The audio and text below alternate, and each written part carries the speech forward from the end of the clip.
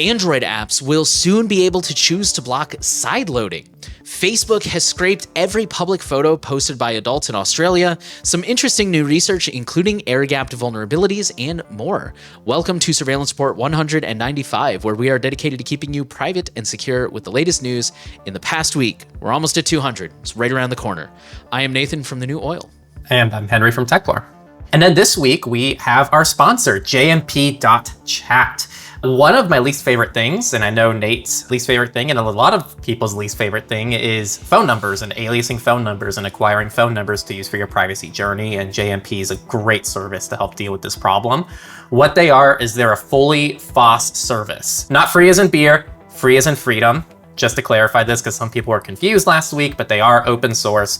And the way it works is rather than using a proprietary app that allows you to create a phone number, JMP.chat works more like email does, where you can essentially create an email and then you can import it into any client of your choice on your device. So it's a really cool workflow. It uses standard technology so that there are apps available for most operating systems and devices, and they have an officially sponsored app available for Android. Cheogram is the best place to start for most people. It's really simple to set this up. It sounds complicated, but they make it really easy and streamlined for you. It's a pay-as-you-go data plan that respects your privacy, and they even support things like Monero because they have such an emphasis on user privacy. I also want to mention that they have an eSIM adapter, which is available, allowing anyone to use eSIM on any device using only open source software, which is super cool. It also lets you move eSIMs between devices, which is complementary since most data-only plans are eSIMs these days. So this solves a lot of problems that phone privacy tends to have, and it's a really cool service, and we're really happy to have them as a sponsor, and we think it's a perfect fit for a lot of you people out there looking for a phone number situation. So check out JMP down in the description. With that out of the way, we're going to jump into our highlight story, and this is kind of a quick story, but it actually has some pretty big implications that we're going to talk about. So the headline says, Android apps are blocking sideloading and forcing Google Play versions instead. Quoting the article, developer tools to push remediation dialogues during sideloading debuted at Google's I/O conference in May have begun showing up on users' phones. Sideloaders of apps from the British shops Tesco, fandom app Beyblade X, and ChatGPT have reported, quote, get this app from Play prompts, which cannot be worked around. That opening sentence was a little weird. Just to recap real quick, basically there's some apps that if you try to sideload them, like from the Aurora store, for example, or similar sources, they'll just have a pop-up that says, hey, get this app from the Play Store instead. And you can't close it. You can't find any way to get around it. You have to delete it and download it from the Play Store. So getting back to the article, Google's Play Integrity API is how apps have previously blocked access when loaded onto phones that are in some way modified from a stock OS with all Google Play integrations intact. Apps can call the Play Integrity API and get back an integrity verdict, relaying if the phone has a trustworthy software environment, has Google Play Protect enabled, and passes other software checks. I don't know who Ramen is. Like, this name just shows up in there, so I don't know if that's a company or an article or something, but Ramen notes that apps do not have to take an all or nothing approach to integrity checking.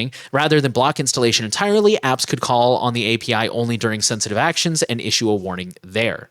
That's kind of all the relevant parts of the article, and I especially like that last part just to illustrate the point that, again, this is not all or nothing. There are other solutions here. So let's kind of dive into this. So first of all, not all apps are going to do this. I would be very surprised to see privacy respecting apps such as Proton or, AntennaPod, Threema, like all these apps that offer APKs or are F-Droid friendly. I'd be really surprised to see these apps start doing that. This is not a Google thing per se. I know the gut reaction is to blame Google, and there's plenty of reasons to hate Google. I'm going to go ahead and be the Google shill this week instead of the Apple shill and say that, ooh, I know, shocker. Sorry, Henry made a face for the audio listeners. I don't think their intention was to put pressure on custom OSs. I'm sure it was a bonus for them, but I don't think that was where this was coming from. I think they genuinely wanted to offer developers a way to offer additional security to users because sideloading is a very common vector for malware. And for those of us who are experienced and know what we're doing, it's very safe and it's very intentional and it's something we do on purpose because we're using a custom OS or we just don't want to use the Play Store, or whatever the case may be. But for a lot of people who fall victim to scams, it starts with, hey, sideload this app. And then it turns out it's a crypto wallet that steals your keys or, something to that effect. So I don't think this was necessarily a malicious thing. I'm sure they don't care that it has that side bonus again, but I do think the goal here was to offer developers a way to add additional security. Now, again, this is something the developers have to choose to enable. It's not going to be enabled across the board by default. Unfortunately, I do think that most developers are going to enable this, especially a lot of mainstream developers. They mentioned Tesco, ChatGPT. I think they also mentioned like Uber, a couple other ones. I would not at all be surprised to see that. So I think this is especially worrisome for custom OS users. Very, very much so for people who use Aurora, like Lineage, Calyx, stuff like that. But even there was an incident a couple weeks ago that made the news about, who was it, Authy? Yeah. Was enforcing this. And even OSs that used Google Play services and compatibility layers were also having issues with this very same thing. And it was specifically because of the integrity API checks. So unfortunately, I don't think anyone's going to be safe from this. Please correct me if I'm wrong nicely. I'm not trying to like start anything here. The article mentions that incident too, if you want to learn more about that. So privacy and security is a constant cat and mouse. So I think we are going to see ways around this eventually. But at least at first, I have a feeling this is going to be very disruptive across the board, and this could potentially be very worrisome for custom OS users. For the record, I am very much still a custom OS fan, so I'm not trying to say like this is a reason you shouldn't flash your phone, but I do think it does call into question, now there's an additional concern on top of the existing concerns of, is this app compatible? Will it work as expected? Am I going to lose any functionality? Can I live without this app? Can I live with reduced functionality, etc.? For those who are in a position to do so, if you're able to have two devices, I'm very lucky. I have an iPhone that I use for work. And honestly, every once in a while, like when I travel, I put Lyft on there, things like that. I'm fortunate to have that other phone where I can offload those apps. But for those who are not in a position like that, it's another thing to take into account with the math, is what I'm trying to get at. Let's say Henry Bank implements this. How does them implementing this prevent a security incident where they get a malicious version of the app? That's a really good question. Because you said they could boost security, so I'm just curious, Well, it says here that it's not just a malicious version of the app. It's saying phones that are in some way modified from a stock OS with Google Play integrations intact, they can do an integrity verdict and trustworthy software environment. So I think it's more to check for signs of compromise on the OS, which even saying that out loud makes me wonder because I'm also genuinely asking anyone, how much malware is there that's going to compromise the OS itself so hard that it's going to trip these checks? You can't accidentally unlock your bootloader. I'm sure someone out there has done it, but if you're going to modify your phone this heavily, even just something as simple as unlocking the bootloader and enabling developer mode is kind of hardcore. And you can definitely sideload without going that far. So yeah, I guess I'm with you. I don't understand how this is supposed to protect security, but I guess I'm just assuming it's one of those things that goes over my head. I guess I'd be curious if they have a better justification. But yeah, I mean, I've been an a custom OS user. I still have a phone with one flashed near me. It's a Fairphone 5. I still play around with them. It's just on my end, I feel like they're really unreliable in the long run. And I have some other concerns I've covered on Techlore. None of them are major, I think, for most people. So I think they're still great tools. If they work for you, then they work for you. But I just got really tired of stuff like this. And I think stuff like this is only going to get worse, where just an app just randomly breaks, Aurora randomly breaks. I feel like compatibility was always an issue, and it was part of the inspiration behind Plexus on my end for Techlore, which is our open source project, which you can submit ratings. And one of the updates that we included in V2 was the ability to see the source of where an app was installed from. And part of the reason for that is stuff like this. So you can be able to see, oh my gosh, this person gave a 1-star review to ChatGPT because they installed it from the Aurora store, but it has a perfect rating if it's installed from the Google Play Store, just as an example. So you can actually distinguish that in the reviews as just a way to kind of keep track of this issue over time. So make sure you're submitting data to Plexus if you kind of want to keep tabs on this problem as time goes on. But I agree with Nate, it's a cat and mouse game. It's hard to tell if this is nefarious and if Google did it on purpose or accident. It's really challenging to tell. Either way, I do think that this is going to impact at least the way that we view compatibility on these custom operating systems. So I guess time will tell where this goes. I did have one thing I forgot to add, which was that last bit about apps don't have to take an all or nothing approach. I think that is worth highlighting. And I don't really know what to do other than to pressure these companies. Maybe contact them if you run into these issues on your phone and say hey, I'm a custom OS user. I do it because I value my privacy. I really don't appreciate that you're implementing this feature. I understand you want to keep users safe, but there are other approaches here and I wish you would use them. It's really unfortunate that a lot of these companies are going straight to a nuclear option of no, you can stay in the walled garden or you can go kick rocks. That's really unfortunate. Companies should find a better way to try to keep their users safe without screwing over the users who are experienced and know what they're doing. Yeah, my biggest issue with this, just if I zoom out, it's that it's not Android-like, it's iOS-like. And I don't think that's inherently a bad thing, because I think there's nice benefits to iOS. I just made a video, iOS versus Android, and I cover a lot of the pros and cons of each one. But like the big pro to Android is the fact that you can install apps from anywhere, and you can sideload apps, and your VPN can't get kicked out of the App Store in Brazil. Like, that's the kind of stuff that this is going to enable in the long run. If apps only work from the Play Store, it's actually a really big loss to user freedom. And so not having the option to use something like Android is a big loss for the ecosystem as a whole of just mobile operating systems. Because iOS does a lot of good things within the iOS ecosystem, and this is not one of them. And having Android continue to be good at this is awesome. So if we start seeing Android go this route, then that's going to be a net negative for everybody, including iOS users, because then you don't have an alternative option. I think compared to a lot of people, at least from what I've seen, I'm pretty heavy on the FOSS side. Like, I don't use a ton of I use a few. I do use Duolingo. I'm pretty open about that. I still play Bloons Tower Defense, once or twice a month when I have 10 minutes. But like compared to a lot of people, like I don't use Uber Eats. I don't use DoorDash. I don't use WhatsApp. I don't know. My point being is like, even someone like me, I would be hard pressed to get by on a single custom OS if this was strictly enforced on every proprietary app in the Play Store. It'll just make the divide even wider between people who are like Free Software Foundation fundamentalists and like people who are trying to just push for like slightly better privacy. All right, and now we have the data breaches. Payment gateway data breach affects 1.7 million credit card owners. Slim CD is a provider of payment processing solutions that enables businesses to access electronic and card payments via web-based terminals, mobile or desktop applications. This has impacted the following data points, which are your full name, physical addresses, credit card numbers, and card expiration dates. Transport for London confirms customer data stolen in cyber attack. So TfL has determined that the cyber attack on September 1st, which for those of us who live outside of the UK, apparently it is completely brought, I don't know if it's just the subway or just like all London public transit, but it has like crippled them pretty badly. This impacts customer data, including names, contact details, email addresses, and home addresses. Additionally, the agency discovered that the attackers may have accessed some Oyster card refund data and bank account number and sort codes for approximately 5,000 customers. There was no word in the article on how many total customers were affected. That was kind of the only number we got. So it was at least 5,000. The Urban Transport Agency had informed the public on September 2nd about an ongoing cybersecurity incident, assuring customers at the time that there was no evidence of data being compromised. Last Friday, TfL staff, which is not the most recent Friday as you're hearing this, but the Friday before. Last Friday, TfL staff was still facing system outages and disruptions, including the inability to respond to customer requests submitted via online forms, issue refunds for journeys paid with contactless methods, and more. All right, we've talked about 23andMe and some of their security issues in the past, and this is an update to that because they are now paying a $30 million settlement for genetics data breach.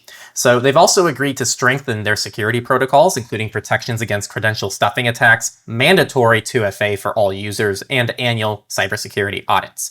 The company must also create and maintain a data breach incident response plan and stop retaining personal data for inactive or deactivated accounts. An updated information security program will also be provided to all employees during annual training sessions. And Nate's feeding the pet. So last data breach, car rental giant Avis has a data breach that impacts almost 300,000 customers. It's just a quick update to state the number impacted. I don't think we have much information beyond that right now. That'll take us into the companies, and we're going to start off with a relatively big story. Facebook admits to scraping every Australian adult user's public photos and posts to train AI with no opt-out option. Honestly, really, the title pretty much says it all. The only other particularly interesting section, I think, was this quote here. The Facebook representative could not answer whether the company scraped data from previous years of users who were now adults but were under 18 when they created their accounts. The majority of the article really focused on how in Europe, users are able to opt out of this because GDPR demands it, and there were court cases requiring it. But Australia doesn't have that. And apparently this was like some sort of congressional hearing or something. So there was a Facebook representative who admitted all of this, was like, yeah, we don't let people opt out. Well, you do in Europe. Well, yeah, there's GDPR. We have to. So they can't do it here? Nope, can't do it here. Alternative app stores will be allowed on Apple iPad in the EU from September 16th. When this was passed, Apple agreed to implement it on iOS. Fortunately, they did a clever little thing where they don't actually consider the operating system on the iPad iOS. They call it something really creative, iPadOS. So Apple pretty much turned around and said, we're not rolling out all this stuff that we're required to roll out for the DMA on the iPad because we're only required to do it on mobile operating systems on a phone, iOS. Anyway, the EU's like, no, it's the same OS. You can't do that. So that's this update. So now they are forced and they're going to allow alternative app stores on the iPad from September 16th. So apps are notarized by Apple for security purposes before they can be released on alternative app stores. App developers also have to sign new business terms with Apple and pay a very controversial core technology fee above a certain threshold. As for web browsers, while third-party browsers like Chrome and Firefox have been available for a while, they all still use WebKit to load web content. Tech companies haven't taken advantage of the DMA to release any EU-specific browser app for a year so far. All right, that'll take us into the research section, and we have a couple of air-gapped vulnerabilities. So the first one is called Rambo, and it steals data using the RAM in air-gapped computers. To conduct an attack, an attacker plants malware on the air-gapped computer to collect sensitive data and prepare it for transmission. It transmits the data by manipulating memory access patterns, such as read-write operations on the memory bus, to generate controlled electromagnetic emissions from the device's RAM. The attack achieves data transfer rates of up to 1,000 bits per second, equating 128 bytes per second, or 0.125 kilobytes per second. I think that's kilobytes, capital K, capital B. At this rate, it would take about 2.2 hours to exfiltrate 1 megabyte of data, so Rambo is more suitable for stealing small amounts of data like text, keystrokes, and small files. Researchers found that key logging can be performed in real time when testing the attack. However, stealing a password takes between 0.1 and 1.28 seconds. A 4096-bit RSA key takes between 4 and 42 seconds, and a small image between 25 and 250 seconds, depending on the speed of the transmission. Fast transmissions are limited to a maximum range of 10 feet, with the bit error rate being 2 to 4%. Medium speed transitions increase the distance to 15 feet for the same error rate. And finally, slow transmissions with nearly zero errors can work reliably over 23 feet.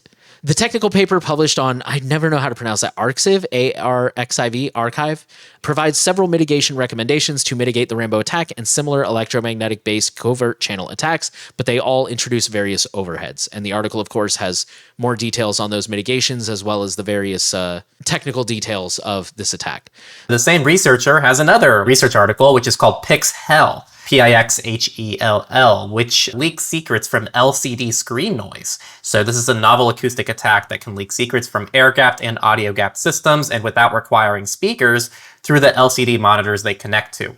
In this attack, malware modulates the pixel patterns on LCD screens to induce noise in the frequency range of 0 to 22 kilohertz, which carries encoded signals with those acoustic waves that can be captured by nearby devices like smartphones. The researchers' test showed that data exfiltration is possible at a maximum distance of 2 meters, achieving a data rate of 20 bits per second. While this is too slow to make a large file transfer practical, real-time keylogging and stealing small text files that might contain passwords or other information is possible. All right, and our last bit of research comes from Apple's Vision Pro, where the eye tracking can expose what people type. So, quoting the article, a group of 6 computer scientists are revealing a new attack against Apple's Vision Pro mixed reality headset, where exposed eye tracking data allowed them to decipher what people entered on the device's virtual keyboard. The attack, dubbed Gazeploit, Gazeploit, P-L-O-I-T, and shared exclusively with Wired, allowed the researchers to successfully reconstruct password, pins, and messages people had typed with their eyes. The researcher says based on the direction of eye movement, the attacker can determine which key the victim is now typing. They identified the correct letters people typed in passwords 77% of the time within 5 guesses and 92% of the time in messages. To be clear, the researchers did not gain access to Apple's headset to see what they were viewing. Instead, they worked out what people were typing by remotely analyzing the eye movements of a visual avatar created in the Vision Pro. This avatar can be used in Zoom calls, Teams, Slack, Reddit, Tinder, Twitter, Skype, and FaceTime. The researchers alerted Apple to the vulnerability in April, and the company issued a patch to stop the potential data to leak at the end of July. The findings underline how people's biometric data can expose sensitive information and be used as part of the burgeoning surveillance industry. All right, and now politics. Russia to spend $646 million to block VPNs. This is from a Russia communication watchdog. Over the next 5 years, they're going to upgrade their internet traffic filtering capabilities, and this money will be used to upgrade hardware used to filter the internet traffic, as well as block or slow down certain resources. So the system upgrades will allow Russian authorities to better restrict access to VPNs, according to the document. I actually did not have any FOSS or Misfits come across my newsfeed this week. You got anything for any of those? No, I was looking while you were going through some stories, and I didn't see anything. Another light news week. I'm not really complaining. It makes editing a lot faster, and hopefully I'm just catching all the story. That's my thing. When it's this many light news weeks in a row, I'm just like, what is happening in the world that I'm not hearing about? So definitely feel free to send stories to news@Surveillance Report. Some of you guys have sent some in. Sometimes they're stories we cover. Sometimes they're stories that, no offense, we don't really think are appropriate to bring on, but we still appreciate you guys letting us know. Like I would definitely prefer you let us know, and then we say, yeah, we've already got that one or whatever, as opposed to just like, oh, I'm sure they'll cover it, and then we miss the story. So I think I might have missed a couple, and if I did, I apologize. I'm still trying to figure out how to integrate those into my workflow, and maybe I'll go back and we'll add some of those next week. But that's all we have for this week. So Android apps will soon be able to choose to block sideloading. Hopefully this will not become too prevalent, or hopefully custom OSs will find an appropriate workaround for this, because that is very unfortunate. Facebook has scraped every public photo posted by adults in Australia, probably other countries as well. This is just Australia is the only one we know about.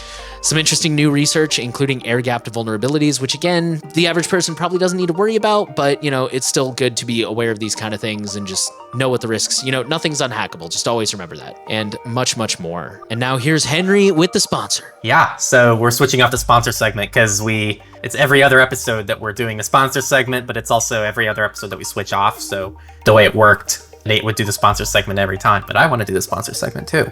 As I said earlier, jmp.chat is a fully open source service providing you phone numbers.